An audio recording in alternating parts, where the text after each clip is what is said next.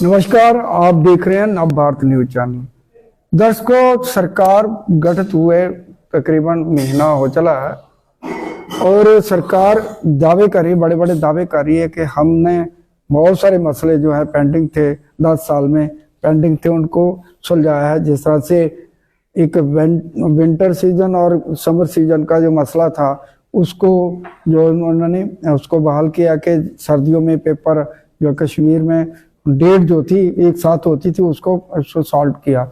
उसके बाद age relaxation दी और लगातार जो है भ्रष्टाचार के जो मामले सामने आ रहे हैं, उन्होंने ताबड़तोड़ जो विभागों में जो है गैर हाजिरी रहती है उसके ऊपर लगातार वो ताबड़तोड़ छापे मार रहे हैं और कई लोगों को निष्कासित किया है। पीडीपी के नेता डिस्ट्रिक्ट प्रेसिडेंट वीरेंद्र सिंह सोनू जो है वो स्पोक पर्सन भी है, उनसे बातचीत करेंगे कि ये जो सरकार दावे कर रही है कि हम लगातार काम करें, उसके ऊपर आप क्या कहेंगे। पहले तो आपका बहुत बहुत स्वागत है जी। धन्यवाद, शुक्रिया संधू साहब। सोनू जी, ये बताइए कि जिस तरह से सरकार जो है उम्र सरकार जो है कह रही है कि हमने आते ही बहुत सारे फैसले लिए, उसके ऊपर आप क्या कहेंगे। देखिए संधू साहब, ऐसे है कि 2018 के बाद जम्मू कश्मीर में 6-7 साल के बाद चुनाव हुआ और एक बहुत बड़ा मैंडेट नेशनल कॉन्फ्रेंस को कश्मीर घाटी से मिला और उनकी सरकार बन गई और भारतीय जनता पार्टी को जम्मू सूबे के लोगों ने अपना मैंडेट दिया। अब ये सरकार जिन वादों पर बनी, जो वादे लोगों के साथ किए गए थे, वो सरकार की जिम्मेवारी उसको पूरा करना। जी बिल्कुल। अभी शुरुआत है, ठीक है, अगर अच्छा काम करेंगे कोई तो हम उसकी सराहना भी करेंगे, जहां हमारी जरूरत होगी उनके साथ है, लेकिन अभी तो बहुत कुछ करना बाकी। अभी ये तो शुरुआत है। जिन चीजों का आपने नाम लिया, जैसे आपने ये रिलैक्सेशन की बात की, सरकार ने जब कहा तो एलजी साहब ने उस ऑर्डर को मेरा ख्याल उसी वक्त लागू नहीं किया। जी बिल्कुल। उसके बाद हुआ जब भारतीय जनता पार्टी के लोग वहां मिले। मैं ये कहता हूं कि एक विधान, एक निशान, एक प्रधान की बात करने वाली भारतीय जनता पार्टी ने जम्मू कश्मीर में 2 सरकारें बना दी। जी जी।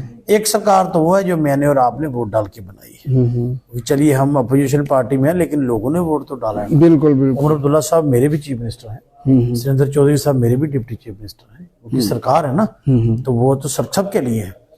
तो लेकिन चुनी हुई सरकार एक तरफ है, लेकिन भारतीय जनता पार्टी अपने क्लर्कों के माध्यम से सरकार जम्मू कश्मीर में चलाना चाहती है और चला भी रही है। बिल्कुल, क्योंकि वो लोग जो सरकार के द्वारा अपॉइंट किए गए हैं, नॉमिनेट किए गए, इलेक्ट जो है वो जम्मू कश्मीर के लोगों ने किसी और को किया। आज तो सबसे बड़ी दुविधा हमें ये बन चुकी है, ना तो बिजनेस रूल यहाँ पर लागू है। हाँ बिल्कुल। पता कोई नहीं है एमएलए के पास क्या पावर है, मिनिस्टर क्या कर सकता है, चीफ मिनिस्टर क्या कर सकता है, किसी को भी नहीं पता, अफसरों को भी नहीं पता है और सरकार को भी नहीं पता। फिर उसके बावजूद वो लगे हैं, भाई लोगों ने इतना बड़ा मैंडेट दिया, उनकी जिम्मेवारी आज 1.5 महीना हो चुका है सरकार बने। बिल्कुल। तो ये तो लोगों की जिम्मेवारी है कि करके उन्होंने वादे पूरे करने हैं, लेकिन जिस तरह का माहौल जम्मू कश्मीर है मुझे लगता है आम आदमी को कुछ डिलीवर नहीं हो पाएगा, क्योंकि पता ही नहीं है क्या होना क्या। आप देखिए, सबसे बड़ी बात 1.5 महीना हो चुका है सरकार बनी। बिल्कुल। तो अभी तक एडवोकेट जनरल की अपॉइंटमेंट नहीं हो पाई। बिल्कुल।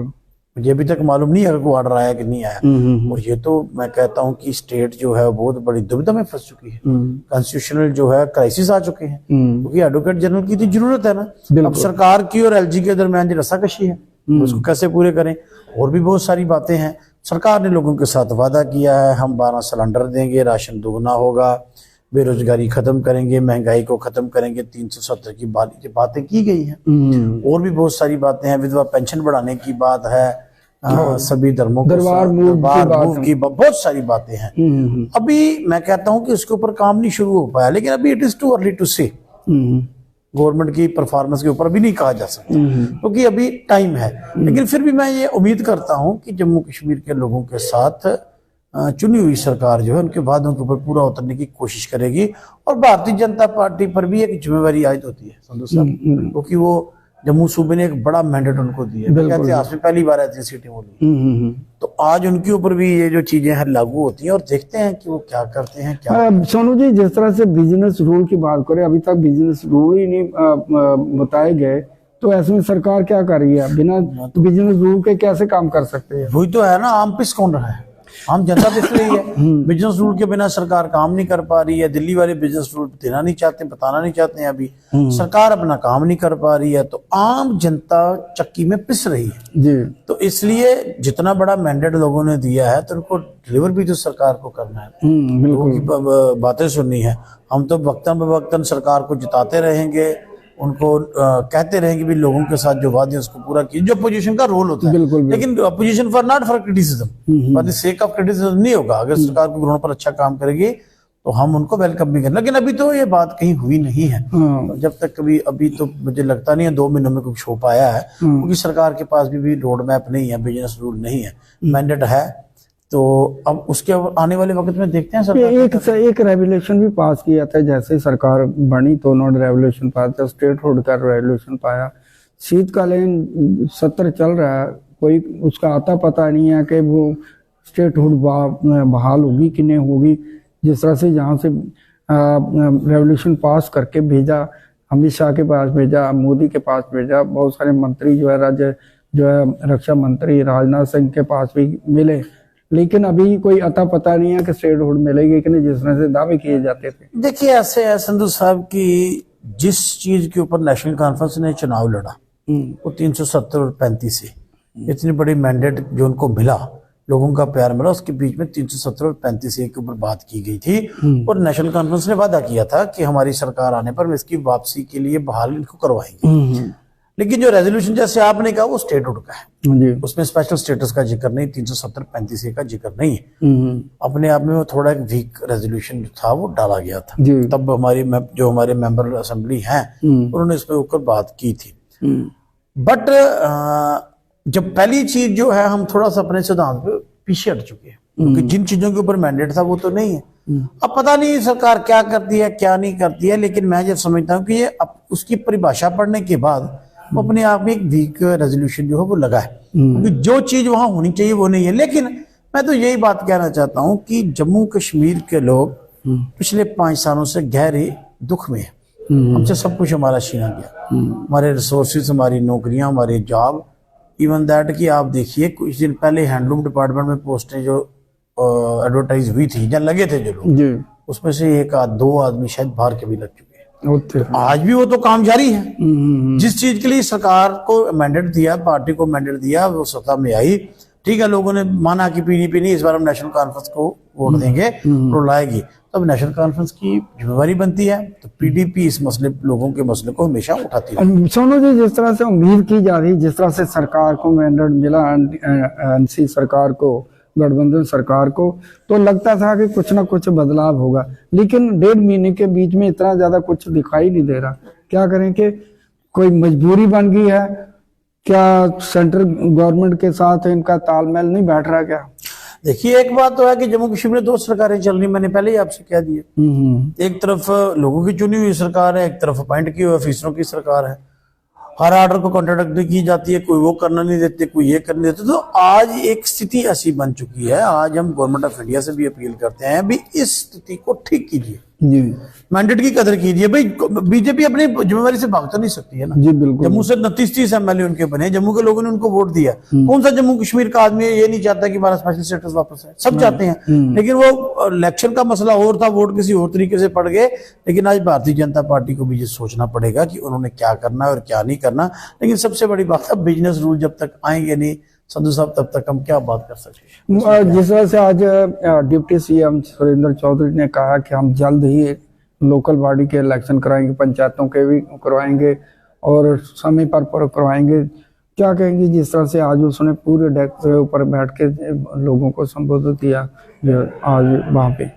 देखिए अच्छी बात है, अगर सरकार इस बात पे आती है तो 3 टायर सिस्टम जो है गवर्नमेंट का वो लागू होना चाहिए। उस पर चुनाव पेंडिंग है, भारतीय जनता पार्टी विफल साबित हुई है, नहीं करवा पाई है, तो आज इनके पास मैंडेट इनको करवाना चाहिए। अच्छी बात है, जमहूरियत मजबूत होगी, लोगों की ग्राउंड लेवल पर पॉलिटिक्स में विश्वास बढ़ेगा, बहुत सारे नए चेहरे जीत कर आएंगे, कारपोरेटर बनेंगे, सरपंच पंच बनेंगे, वो लोगों का काम करेंगे। ये 3 टायर सिस्टम इसलिए होता है, मैं तो वेलकम करता हूँ कि अच्छी बात है, चुनाव होने चाहिए और जल्द से जल्द चुनाव किए जाने चाहिए, ताकि लोगों को छोटी छोटी बातों के लिए वहां ना जाना पड़े। अब जम्मू म्युनिसिपल कॉर्पोरेशन की अगर मैं बात करूं, आप देखिए कि आज भी जो भारतीय जनता पार्टी के पहले कारपोरेटर है, वो एक साल हो गया उनको रिटायर हुए हुए, तो आज भी जो जिस तरीके से वो वार्ड में पेश आ रहे हैं, आज भी वो पार्शलिटी कर रहे हैं। जहां जहां उन लोगों को वोट पड़ी है उनके काम करते हैं, बाकी लोगों के नहीं है। तो इसलिए ये तो बहुत बड़ी बात है। तो ये चुनाव जल्द होने चाहिए, तो मैं तो वेलकम करूंगा सरकार। लास्ट क्वेश्चन सोनू जी, जिस तरह से आपके जो एक मीटिंग हुई थी, महबूबा मुफ्ती आए थे और वहां पे एक बयान जारी किया कि बांग्लादेश में जो हिंदू हैं वो खतरे में है, उनके साथ वो बड़ा अन्याय हो रहा है, प्रताड़ित किया जा रहा है, वहाँ पे हिंदुओं के मंदिरों को तोड़ा जा रहा है, उसके ऊपर बयान का दिया था। क्या कहेंगे उस बयान के ऊपर? महबूबा मैं कहता हूं कि वो उस दिन मेरे ही गृह में आए थे, मेरे घर पर हमारे वर्करों से मिलने के लिए। वहां उन्होंने जब बात की तो मैं समझता हूं कि ये जो भारतीय जनता पार्टी हमारे खिलाफ एक कैंपेन कराती थी, तो मैडम जी ने तो बहुत क्लियर बात की उन्होंने कि आज बांग्लादेश में मिनाटी को मारा जा रहा है। एक गलत बात है, ऐसी बात नहीं होनी चाहिए। तो इससे हमारे देश को भी सीख लेनी चाहिए। तो ये तो अच्छी बात है। मैं कहता हूं कि उन्होंने तो सभी धर्मों की बात की। तो आज लीडर ने ये बात की है, तो भारतीय जनता पार्टी तो उसके ऊपर भी लोगों को मिसकंसेप्ट करवा रही है, मिसकंडक्ट कर रही है, मिसलीड कर रही है। कि उन्होंने ये कहा, उन्होंने यही बात कही ना कि अगर बांग्लादेश में मिनाटी के ऊपर जुल्म हो रहा है वो भी गलत है, इसको भारत को भी सीख लेनी चाहिए। इन मंदिर मस्जिद के झगड़ों से बाहर आना चाहिए। लोगों की मुश्किलातें हैं, आज महंगाई है, आज बेरोजगारी है, आज जम्मू कश्मीर की लूट खसूट है, देश में किस तरह का माहौल है, इन कामों के लिए सरकारें नहीं होती।